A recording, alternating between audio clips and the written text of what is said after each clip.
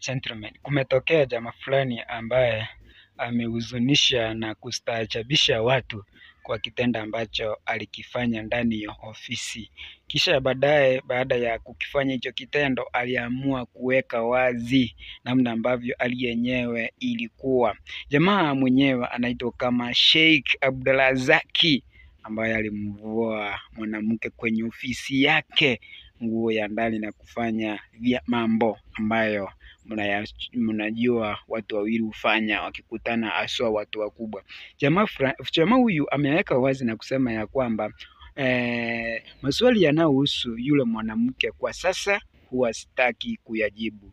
Mimi nikishamalizana na mtu huwa sirudi nyuma. Mwanamke siku ya kwanza tu kuonana naye nilimvua chupi siku ya kwanza ofisini kwake. Sasa uoni mimi ni level kubwa kuzidi yeye, asema Sheikh Abdulrazaki aliyekuwa mume wa Diva, Lulu Diva. Kwa hivyo huyu ndio jamaa fulani ambayo alifanya kitendo cha kushangaza sana.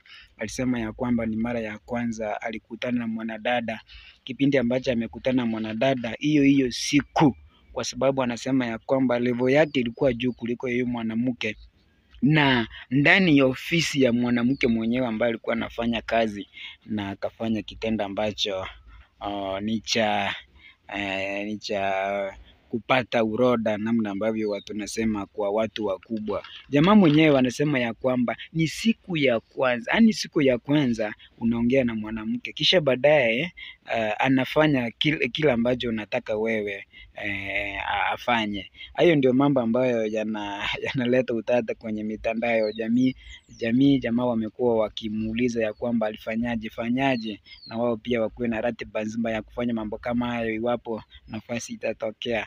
Langu jina ni Maskini Msomi na hii ni Maskini Msomi TV.